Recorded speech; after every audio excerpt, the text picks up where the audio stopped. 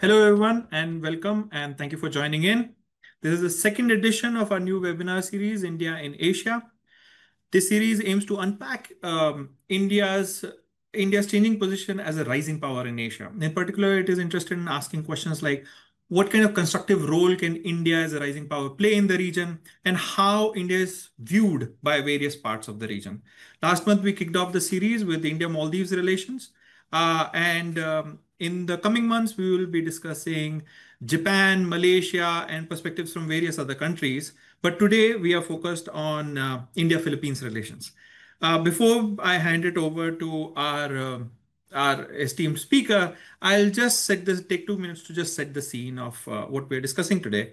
Um, at the beginning of the decolonization period, India and Philippines were very distant and relatively cool relationship with certain degree of acrimony, in fact, because Philippines was one of the staunchest American ally in Asia, and India was a non-aligned leader. In fact, famously in Bandung, the Philippine diplomat Carlos Romulo had an public debate with Nehru about the efficacy of non-alignment and whether it made sense for smaller Asian countries to be non-aligned. But in the post-Cold War period, the relationship have sort of reset and improved, and in the last few years, they have really taken off. The reason why we are holding this event today is because last month, President Marcos Jr. Visited India to elevate the bilateral relationship into a strategic partnership. And Philippines and India have developed close defense relationship. Philippines is in fact the only Southeast Asian country to be a major purchaser of defense equipment from India, particularly famously the BrahMos missile system. And there has been greater maritime cooperation in South China Sea. And they have started negotiating an FTA, which let's see what happens with that. Of course, the India-Philippines relation is deeply influenced by the geopolitics of Indo-Pacific region. China is a major factor. Both countries have long-running border disputes with China, Philippines in the South China Sea, and India in the Himalayas. And both these disputes have in fact flared up in the last few years and leading to very tense standoff. Um, and of course, in the recent weeks, India's relationship with China has reset, and all those factors will perhaps come into the way in our upcoming talk. Um, US is also another factor I just want to flag along with China. US is still a treaty ally of Philippines and a strategic partner of India, and that truly, I imagine, affect the bilateral relationship in some ways because, after all, India is part of Quad, Philippines is part of what is known as Quad now, and of course, with Trump in power now, if India and Philippines both have a complicated relationship with United States, as pretty much every country in the world. So it is the bilateral relationship in itself is very interesting and very changing, but it is also situated within a very interesting larger backdrop of changing geopolitics in the Pacific. So I'm really glad that we have today Professor Jofebi Santarita here with us to discuss all these issues and unpack them. He's a professor at the University of Philippines. He is the college secretary of Asian Center, and previously he was the dean of Asia Center in the University of the Philippines. He specializes in Indian studies, migration studies, Philippine culture and maritime history, and Southeast Asian political economy. He is, in fact, an NUS alum. So he did his PhD from the SASP program right next door from us.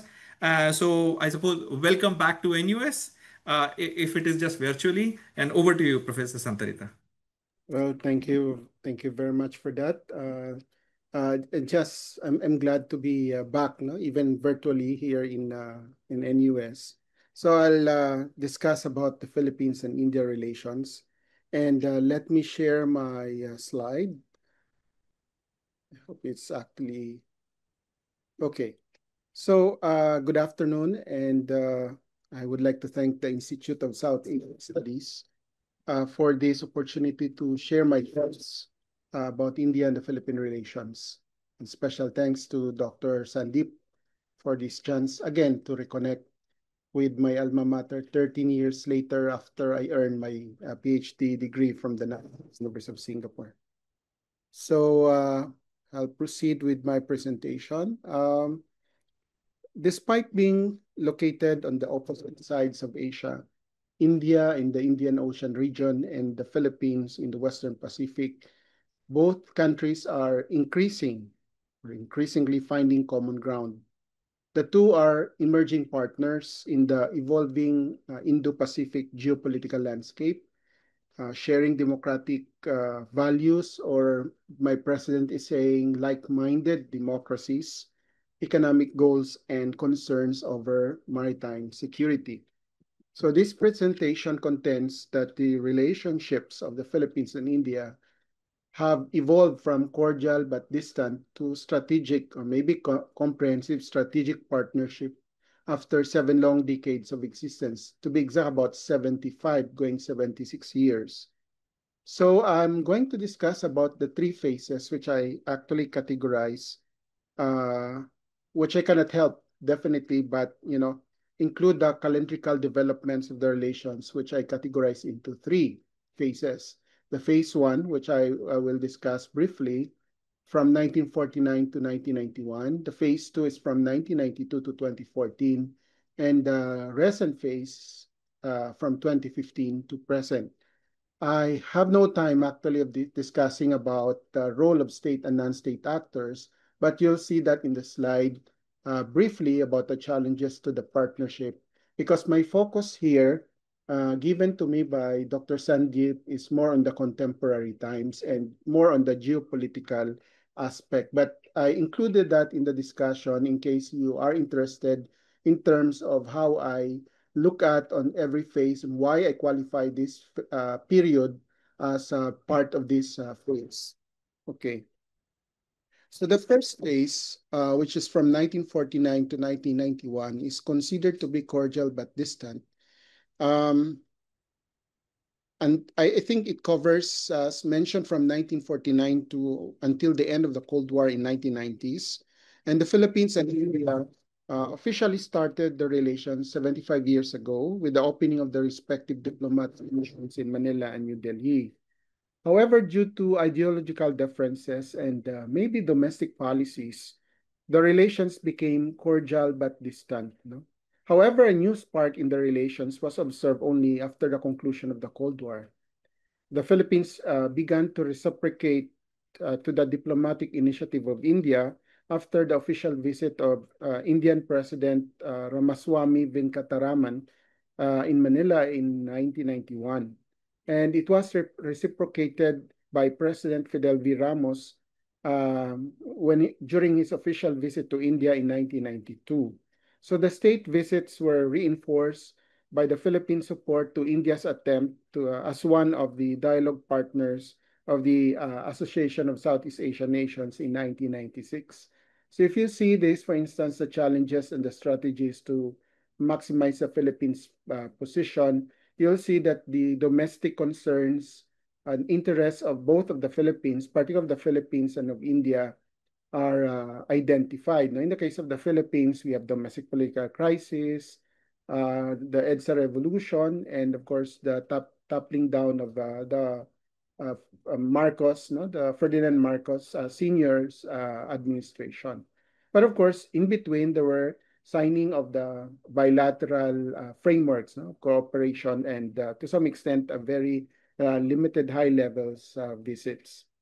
On the second phase, which is actually called as the period of reorientation and growing diversity, aside from the usual trading arrangements, the Philippines also made substantial cooperation with India in terms of pharmaceutical and business processing outsourcing or information technology. So as part of that reorientation, numerous official trips were made, beginning with the state visit of President Ramos to India in 1997. And this was followed by the visit 4 years after as President Gloria Macapagal-Arroyo's special envoy. No? So this confidence building measure was reciprocated by the visit of Indian Minister of State for External Affairs, Vasundhara Raje, in June of 1998.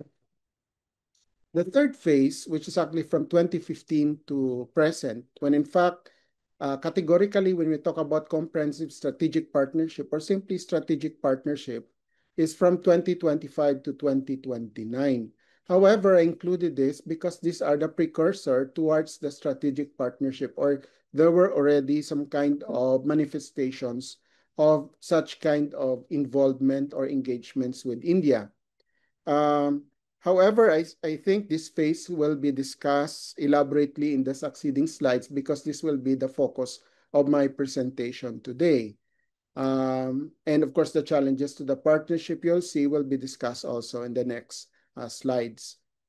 Now, what triggered this particular shift from a cordial to distant, and now is a more comprehensive or maybe strategic partnership? The first one will be the Indo-Pacific vision, because both India and the Philippines support a free, open, and rules-based Indo-Pacific.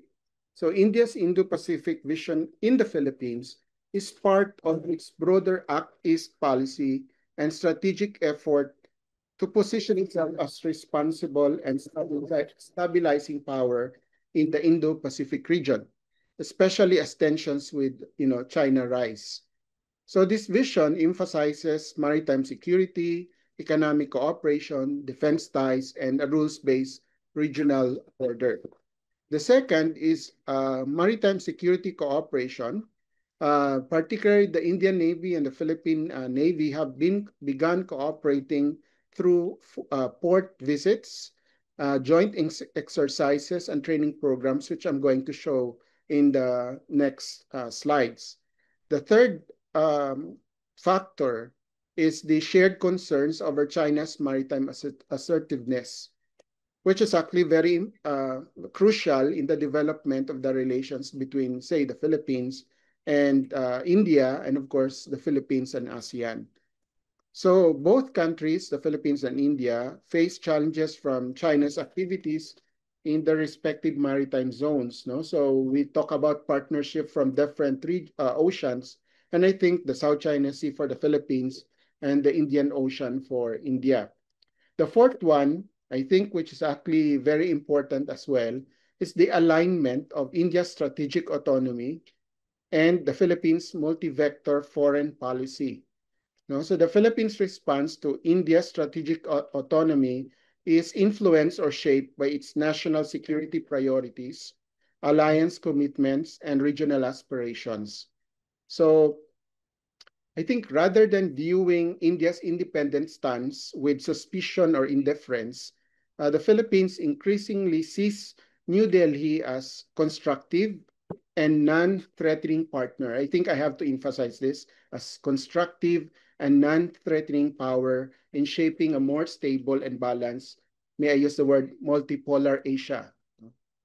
So in this case, what do I mean when I talk about India's strategic autonomy? I'm sure you're familiar with this, but just to refresh, that the idea of a strategic autonomy and its alignment to the Philippines' multi-vector foreign policy.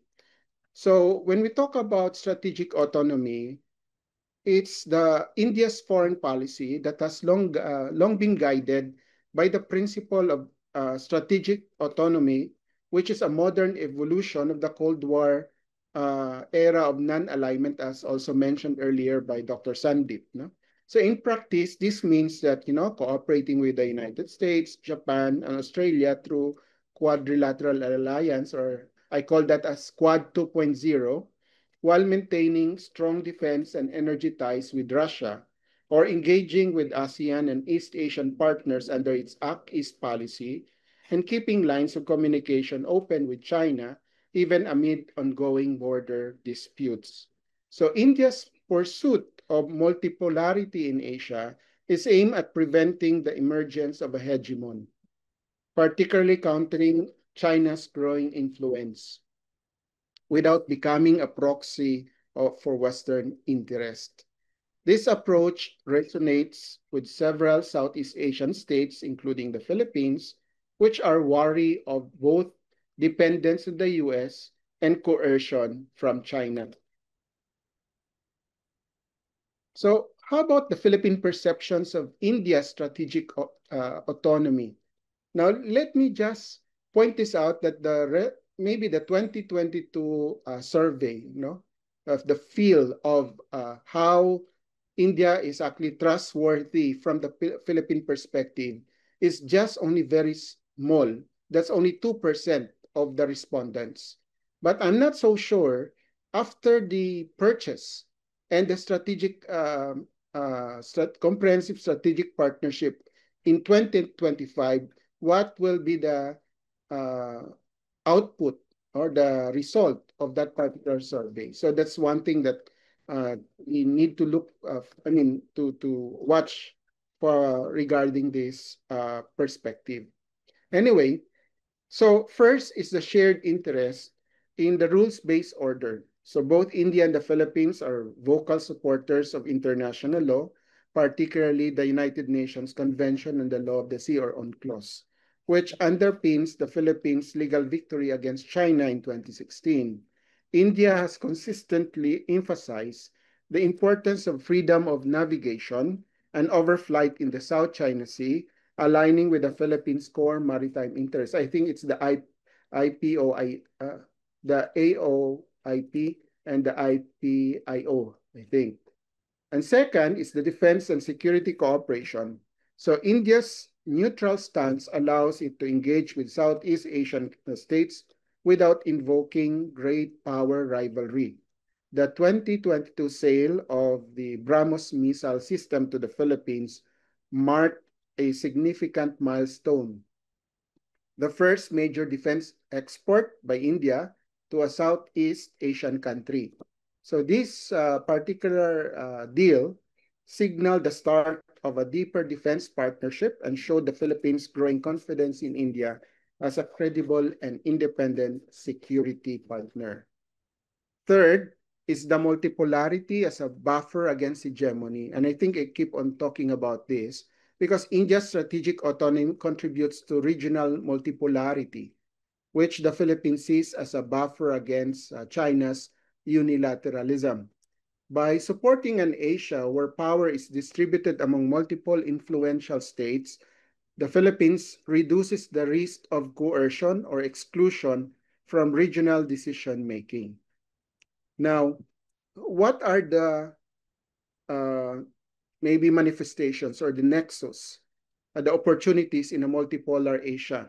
I identified several of these.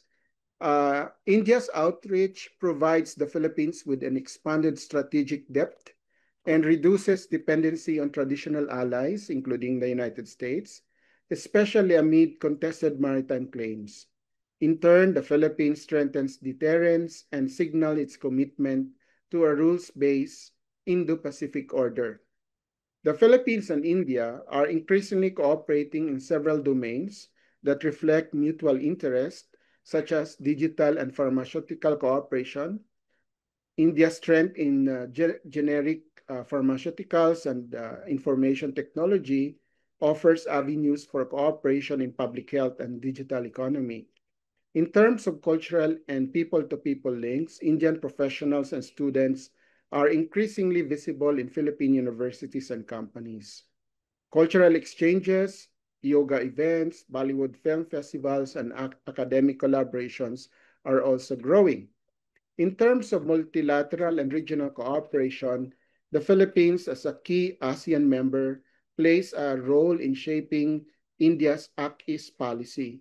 Also, although not formal Quad members, both countries are involved in broader regional dialogues about security, supply chains, and resilience. I think one of those nexus is, it's very important, is the strategic partnership upgrade, which elevated India's-Philippine relations, such as the signing of the comprehensive strategic partnership during the visit of President Marcos Jr. to New Delhi last month, no? Encompassing trade, defense, maritime security, space, tourism, culture, and digital. So as discussed earlier, the first ever joint naval sail in the South China Sea happened involving ships from both navies held within the Philippines EEZ, no, the economic zone, exclusive economic zone, which really signals deeper maritime cooperation. And if you see, for instance, here, from 2024 to 2025, several activities were made, and bilateral maritime cooperative activity or joint patrol maritime activity was held. No? So India's provision also of the BrahMos cruise missile system to the Philippines, reinforcing coastal defense capabilities, which is considered a milestone to the recent relations. It is also noted that the port call by Indian Navy ships in Manila, featuring joint planning, exchanges, and bilateral exercise. And this is seen by Philippine observers as India's broader push to strengthen its presence in the Philippines, viewed as a strategic play in China's backyard. In terms of trade, the trade volume between India and the Philippines has grown significantly since mid-2010, from under 2 billion US dollar in many years to over 3.5 billion by 2023 to 2024. Though it is minuscule compared to its colleagues, nor counterparts in Southeast Asia, but this is already an increasing and a good development for the Philippines. Although the trade balance is heavily in favor of India, the Philippines or the Philippine imports more from India than its exports. You know, India has consistently had a surplus in trade with the Philippines, and if you're interested about the major Indian exports to the Philippines, this will include pharmaceuticals, automotive components, petroleum, mineral fuels, no? And many more. Reciprocally, Philippine exports to India are smaller, but include electrical, electronic equipment, machinery, precious stones, metals, optical, medical apparatus, even animal and vegetable fats and oil. Now, what are the challenges in the road ahead? I have few more slides before I end this presentation. So in terms of the geographic distance, logistics and connectivity are still limited. For the past decades, there was no sustainable flight operations that connect New Delhi and Manila. And I think the promise of Air India's direct flight from Manila to Delhi is expected to commence this October. I have to mention also that there's an awareness gap. Many businesses and citizens in both countries are still unaware of opportunities in each other's markets. And lastly, there's a need for institutional mechanisms such as regular dialogues and trade facilitation mechanism. So to conclude, I can say that India and the Philippines, while geographically separated by oceans, are being brought closer by shared concerns and complementary strengths. As the Indo-Pacific becomes a central arena for geopolitical competition and cooperation, their partnership holds a promise for regional peace, prosperity, and resilience. In an increasingly multipolar Asia, India's strategic autonomy is not viewed by the Philippines as a distancing maneuver, but rather as an enabling one. It allows India to be a reliable, non-coercive partner, contributing to a regional balance of power that aligns with the Philippines' interests. So the Philippines' response has thus been one of engagement and alignment, not as an ally in a traditional sense, but as a partner in maintaining a rules-based multipolar Asia. As regional tensions mount and great power competition intensifies, the Philippines is likely to deepen its strategic ties with India, seeking mutual resilience and strategic flexibility in an uncertain geopolitical environment. Indeed, India and the Philippines may be oceans apart, but their visions are closely aligned, rooted in shared democratic values, a commitment to a free and open Indo-Pacific, and a desire for sustainable development and regional peace. While separated by geography, both nations are united in purpose, upholding international law, promoting maritime security, and building resilient inclusive economies. With that, I end my presentation and I'm looking forward to your questions and maybe suggestions and comments. Thank you very much. Thank you, Professor Santarita. That was very comprehensive and very interesting. We will take questions. You can put the questions in the chat box and I can ask them of the professor. In the meanwhile, I'll just start with just saying that I regret emphasizing the contemporary aspect because the slides that you kind of skipped over about the history are actually very fascinating. I'm hoping that you could have spent some more time on them. In particular, actually, two things that struck me was that in the two phases, the previous two phases that you talked about, the Cold War period and the immediately post-Cold War period, the two challenges that keep recurring are one is the domestic politics of Philippines, and the other is the behavior of diaspora, which caught my eye. Generally, the diaspora angle. So, how have these two really in the past affected the relationship? Because I'm also curious because I imagine that would have something that can be something that again in the future becomes an issue. Yeah, I think domestic interest and domestic politics actually affected both the two phases because one, we have political tensions that happened in the martial law period. So there were tensions and irritants that happened, and we focus more on our domestic interests and national interests more than ever than the foreign affairs, no? The second one is the behavior of the Indian diaspora, or maybe the behavior also of the Filipinos against the Indian diaspora. And even until now, I think there are some kind of vestiges or remnants of that.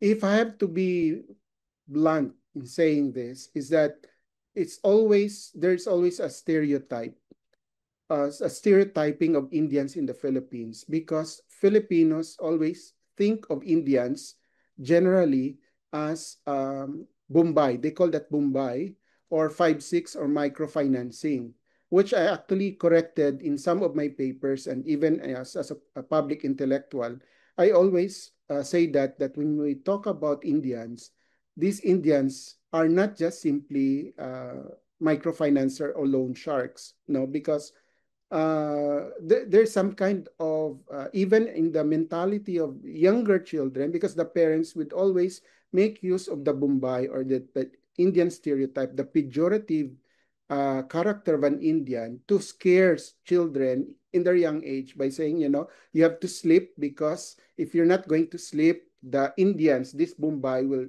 take you away from us. No, it's scaring, which is actually not so funny at the same time because it added to that diplomatic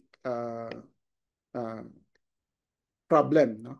So that's one thing. Because if we put this in reality, a big number also of Indians are professionals and IT, skilled professionals. So that's one thing that we need to correct also. Education, both in the academe and in media, should play well, no? their part to correct this particular notion. But don't worry, because Indians are not the only victim of this. The Chinese and the Koreans were also, but I think it took many years for this kind of behavior, no, the Filipinos against the Indians, because in a way it affected the economic aspect of the Filipinos. So that's one thing. I hope I address your question, Dr. Sal. No, it's actually very interesting. But if you could just a little bit of follow up on that, how how much diaspora, how many Indians generally roughly have existed in the past and in today, if you have some sense of the amount of population, and this idea of stereotyping of microfinancing or loan sharking, is it coming from some historical vestiges of Indian being involved in money lending? Or is it a new phenomena? Where is it this stereotype coming from? Yeah, I think well, the first question is in terms of the population. No, it started, I think, from a 10,000 to 30,000. Now, the latest from the Bureau of Immigration is about 80,000. But again, based on the estimate of the Indian embassy, could even reach 200,000 Indians, especially those undocumented or not registered Indians. Uh, and one thing is that the categories or the group affiliations, no, ethnic affiliations as well, or maybe provincial affiliations of Indians are defined. No, like for instance, the Sindhis and of course the Punjabis. No, and we have two categories, maybe three, that will include the new transnational migrants, no, the Indian migrants in the recent times. But if you ask me, this particular development of migrants happened as early as 1900.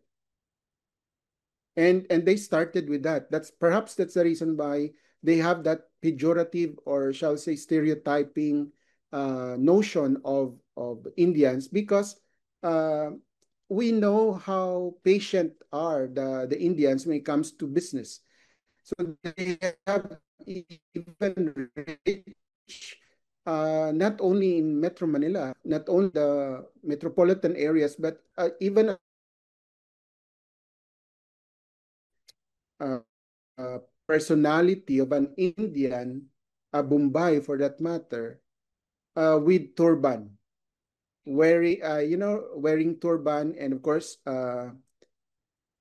sorry, it's unstable connection. I think, can you still hear me?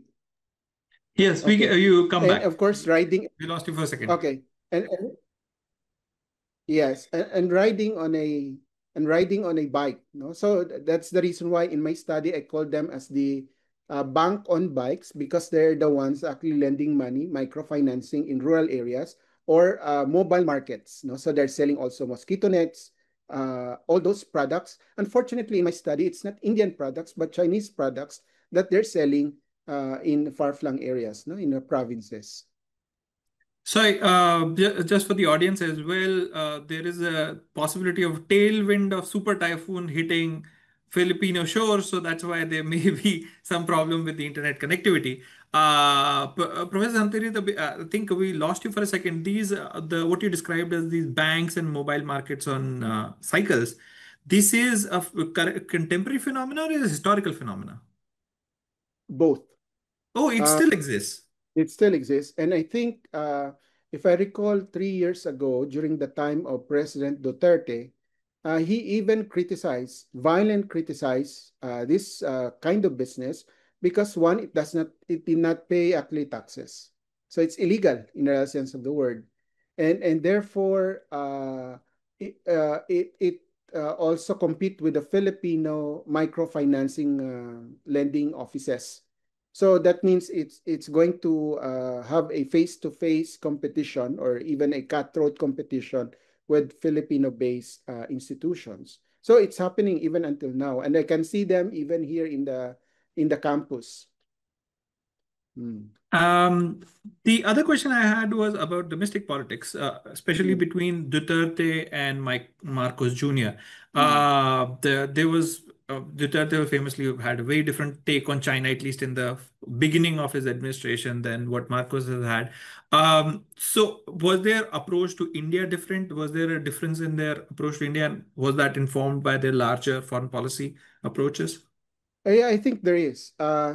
Although the pattern is there that, they're making use, although um, Duterte is applying that independent foreign policy, and Marcos Jr. on multi-vector foreign policy, but they are leading towards, I think they have a different platform, but they are actually towards the direction of establishing a good relations with India, side by side with our traditional allies such as the United States and Japan and Australia.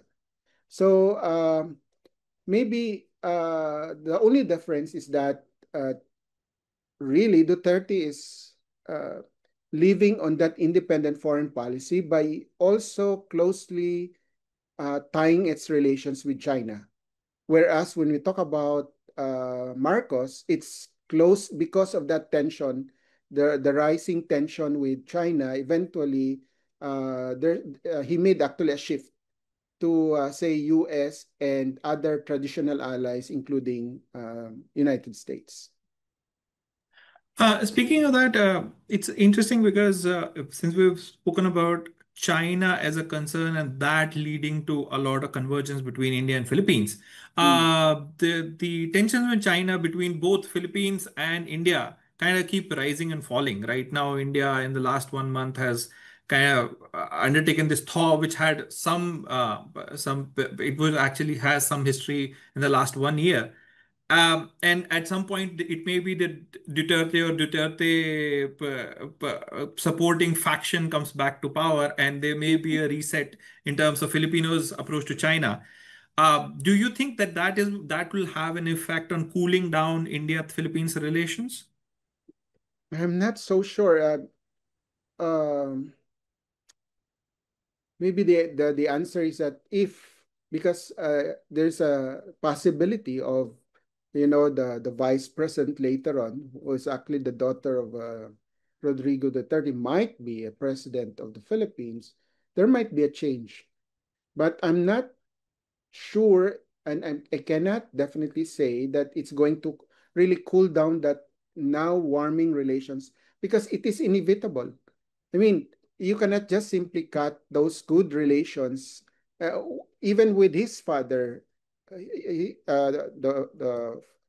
President Duterte made a very good relationship. Even with having a good ties with China, he still considered India as a possible partner. So the forthcoming administration in 3 years' time, assuming that she will be successful in her presidency, I don't think it's going to just simply dissolve, or there will be a dissolution of that warming relations between India and the Philippines. Okay. Thank you. We have some questions from the audience as well. I'll just add those. What are the prospects of a broader defense engagement between India and Philippines beyond the BrahMos deal? Are there stakes for this partnership high from and stakes for this partnership, are they high from Philippines standpoint, or is it just a relatively minor aspect to larger defense policy that Philippines has? Well, yes, thank you for that question. I think we started, and there's a great trust already on the part of the Philippines with regards to the product of India. So the BrahMos missile is, although we purchased only very few units, but it did a lot of signaling, on the part of the Philippines to other to neighboring countries about the deterrence that it can make, and definitely modernizing the Philippine armed forces. But prospects of a broader defense engagement, maybe if you ask me from my point of view, I try to look, because there's an indigenous submarine production in India. Not only submarine, but also, shall say, warships. Maybe they can explore that possibility, because I think the issue right now is the interoperability. And if India and the Philippines can, address all those issues, starting with that BrahMos missile, then I think we can proceed with other defense related engagements. And it's not just only about defense engagements beyond, it's not just only about BrahMos, but even beyond that, talking of different aspects, including maybe surveillance and surveillance exchange. There are many possibilities. Maybe because of that space engagements, under that comprehensive strategic partnership, we can also look at on nano satellites, explorations and engagements with the nano satellites. I hope I answered your question. No, that is a fascinating answer, and I think very interesting in various directions that it goes, and harnesses India's advantages in various sectors. In fact, I think Marcos Jr., when he was in Delhi, also in an interview said that Philippines would be open to more BrahMos purchase and other kinds of weapons systems from India, which is great news for India because I think that the defense becoming a defense supplier has been something that India has been pushing for a few years now, and generally its success has been only in Africa. So Mm. Southeast Asia would be a very welcome area.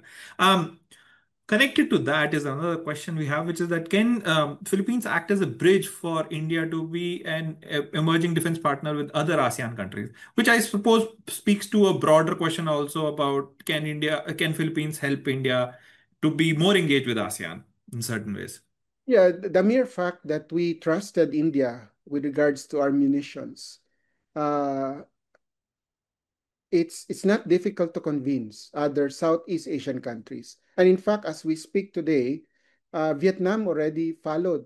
They followed suit on in terms of acquisition of the BrahMos missile. So there is no difficulty to definitely convince, and the Philippines would be willing to definitely serve as the intermediary or as a bridge or a conduit between India and other Southeast Asian countries. Even beyond that, I think we can also encourage the Pacific Islands of course you have your Fiji, for instance, but other Pacific islands like Palau and other small islands can definitely make use of the Philippine experience with India.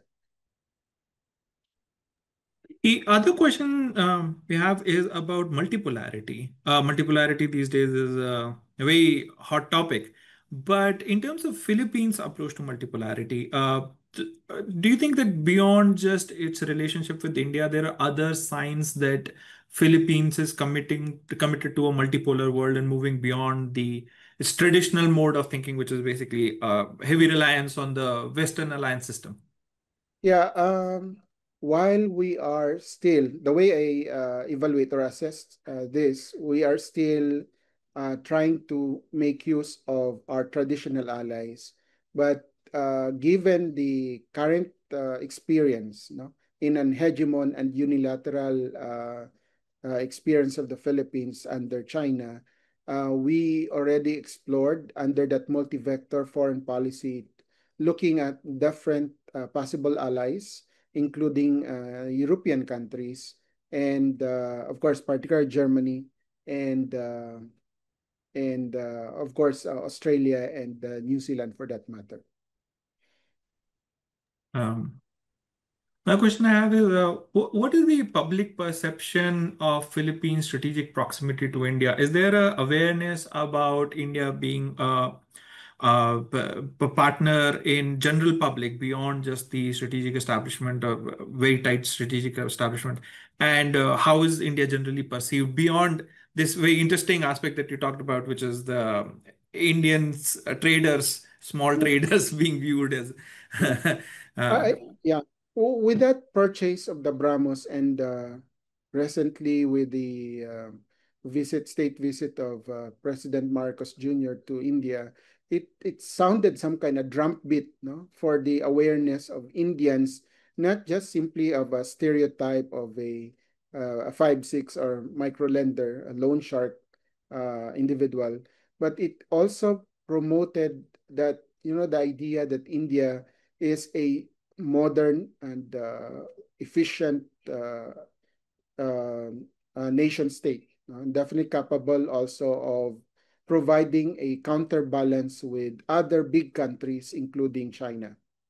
So, as I said earlier, there's no survey or a pulse survey for that matter for the meantime. But if there will be such kind of data collection, I'm sure it will definitely increase that perception of the Filipinos with regards to India as a partner and an enabling partner or collaborator with the Philippines.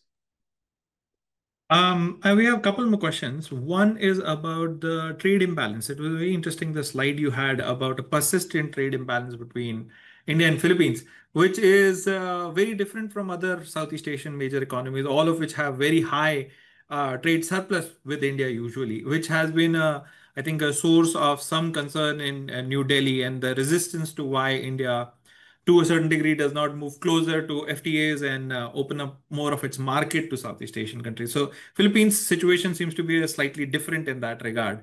Is there a similar concern in Manila about the trade imbalance between India and Philippines? And is there a desire to reduce that deficit? Is there any concern about that?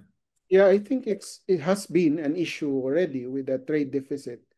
And our department here in the Philippines wanted also to explore possibility of catching up, no, with and definitely have the balance of trade, particularly in agricultural and technology aspects, no.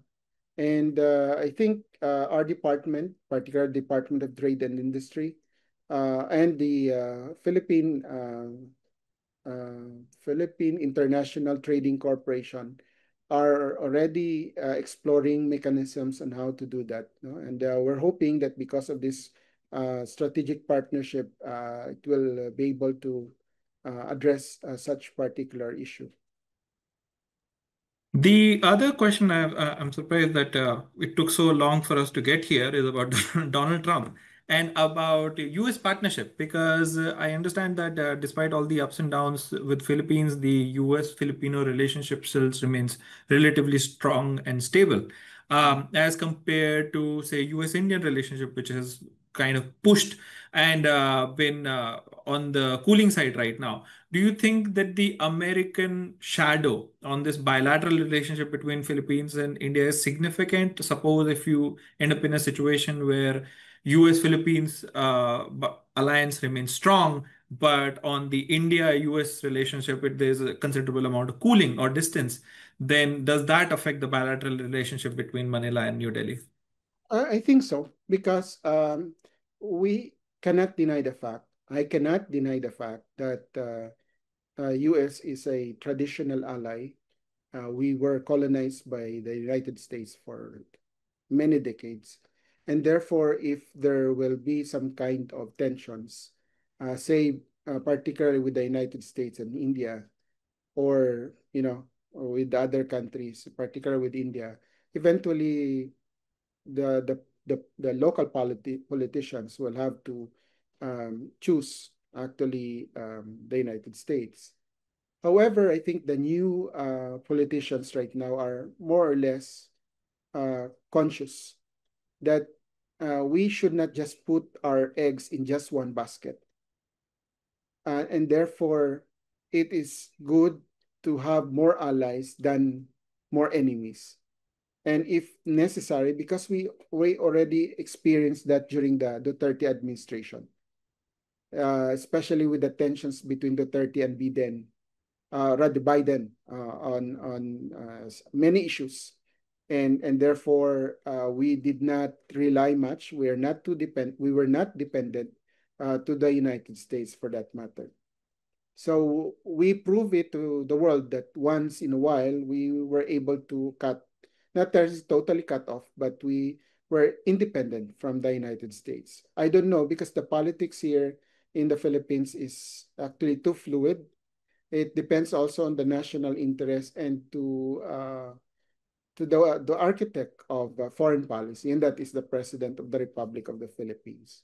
But I hope it's not going to happen, because we already invested a lot, both in terms of personal and physical. So we hope to continue that engagement with India. The final question we have is about the cultural connection between Philippines and India, or to a certain degree also lack thereof, right? Because compared to, say, other Southeast Asian countries where there has been a very deep historical ancient ties, and which often becomes one of the building blocks of how the relationship is developed over time. There is a limited connection because of distance. There's a limited connection between India and the Philippines. So, have you, compared to other ASEAN countries, have you felt that that lack has had any effect on the bilateral relationship? And has there been a cultural program to sort of compensate for it, or different ways in which cultural connections have been built, which have been independent of the ancient ties? Yeah, I think I still believe in President Abdul Kalam's word that we shared actually this umbilical connection. That means we have to capitalize with our colonial connections with the heritage. You're correct by saying that compared to other countries, particularly continental Southeast Asia or mainland Southeast Asia, we have very limited intangible and tangible cultural heritage connected to India. But I can say that, there are several uh, intangible, Ramayan, for instance, and and uh, and even the terminologies we also use that 200 Sanskrit words in the Philippine languages and some artifacts, but we don't have monuments. No, we don't have temples. Those grand temples not established in mainland Southeast Asia. So to answer that, maybe it's one of the factors because we don't have sustainable and tangible, or shall I say permanent manifestations of such linkages.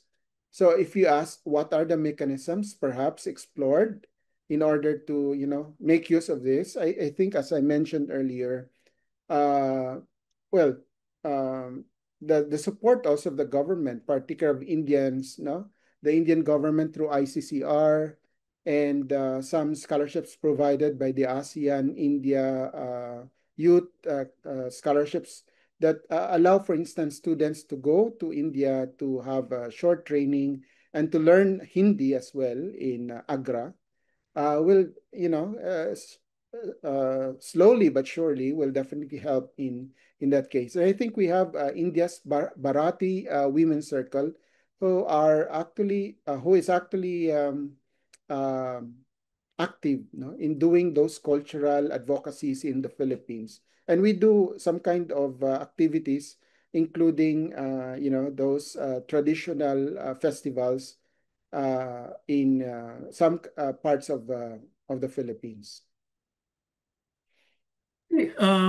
Related to that is also the diaspora angle. I imagine previously you said that it was only 10,000, so it was, I imagine, not very high on Indian radar. But now that it is reaching almost 100,000, do you think that there's a effort by Indian government to also do outreach with the diaspora and approach them in some way, and that has been one of the vectors of diplomatic relationship between the two? Yeah, I think that will definitely help. No, especially, I think I did not mention that the supposedly visa-free mechanism will definitely help, no, the people-to-people exchange. I hope it's going to be reciprocated also by the Philippines, because we have also developed maybe some kind of creative economy, halal food or vegetarian industry for that, no, to cater also to this to Indian tourists in the Philippines. No, so now I think we are still developing it. But one thing for sure is a direct flight is connectivity is very important, in order to sustain the good and strengthened bilateral relations between India and the Philippines. We have one more question about Indo-Pacific. Mm. I mean, the way the question is raised, how much Indo is in the Indo-Pacific for Philippines, given the fact that it is, situated in Philippines, in the Pacific? Is it an American, like, how much do you feel that it is an American transplantation of an idea? Because it is a vision that Americans had, rather than a Filipino vision of thinking about a broad term of this Indo-Pacific, which would take in Filipino vision much broader than just its immediate neighborhood. Yeah, the Indo-Pacific as a vision and the Indo-Pacific as a concept is not really new, but it's kind of uh, a novelty, maybe relatively new to the Filipino public. And therefore, because the concept Indo-Pacific is more or less discussed only in the academe rather than on a, in the in the general public. And if you ask me, we even have a difficulty of conceptualizing or locating the Philippines in Asia much more on Indo-Pacific. However, because of that engagement recently with India, we I think the consciousness and through mass media and social media, we already explored. We were what I can say. We were introduced to this idea that India is part of Asia and India is part of the Pacific. Because for us, when we talk about Pacific, it's more on our eastern part, not the western part. And therefore, right now, because of that engagement with India, and that's the reason why I'm very excited if there will be a survey about the trustworthiness of India and how the result will affect that kind of perception. But because of that recent engagement, especially last month, I'm sure it already introduced that India is part of Asia and India is part of the Pacific. And that's the reason why we have Indo-Pacific in that context. And I think it's very important to do also interreferencing. And we're happy to do that actually here in the Philippines by saying that, when we talk about our location in Asia, we're not just only talking about China or Japan for that matter, but we are also engaging with one of the larger and powerful nation called India. It's interesting that that's how the vision has changed because at the end of Second World War, Philippines argued that it was not Asian, and it was actually Far Eastern. That's why the first regional organization that was created in UN called Economic Commission for the region, it was called Economic Commission for Asia and Far East because the Far East was Philippines. And now we are in a position where Philippines has to be reminded that India is in Asia because India is the one which has sort of taken the peripheral position. So it's Well, very yes. Well, I can understand during the time, during the colonial and decolonial period, because one is that using of the Far East as terminology is a Western concept. And therefore, we want to project ourselves as, in fact, there are some statements that we are the only Latin American country in Asia. So we have to correct that. No? And this is actually a gradual change of that perception that aside from our locating ourselves within Asia, we have also to look at and interreferencing with other countries within Asia. And we are glad to have that engagement, not only with China, because right now, because of our problem, we always know many of those people would only look at China, whether in famous or infamous. In that context, we only look at China and Japan and South Korea as our neighbors, but we did not actually look at beyond that. No, maybe I'm saying this on a general masses and the general public rather than from the academy because the academy has a different context. um I'll just use my privilege as a moderator to just insert one more question before we close. They this is very interesting that the crux of the Philippines' motivation to seek out relationship with India seems to stem from, at one level, from this thing that you said, which was very interesting, that it wants to reduce its dependence on US while also managing the coercion from China, right? Like that kind of balancing act. And so there's a desire to diversify. And I think we like to say something like Cold War, where exactly same kind of situation existed, where there was Philippines to a certain degree uncomfortable with the level of dependence it had on US, and at the same time there was the threat of Soviet Union. But at that time it never really came around to a relationship with building up a relationship with India. So I wonder if the polarization in the region again intensifies to an extreme degree, then is it conceivable that you go fall back to same pattern where despite the discomfort you end up being very dependent on US and being very fearful of China and kind of getting locked into a place without the diversification? I think we learned our lesson and we have to play our leverage with that. Uh, we don't know actually, to be honest, it's a personal evaluation. I don't trust that US will definitely help us through and through, despite all those mutual defense treaty, and we have the visiting forces agreement.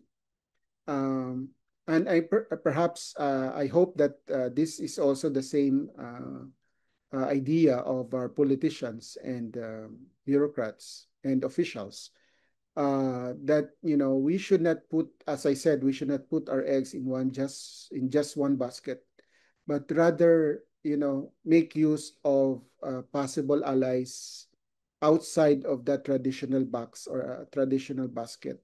And we should not go back to that, the bipolar world. If there's a chance and if it is inevitable, we should not definitely choose between uh,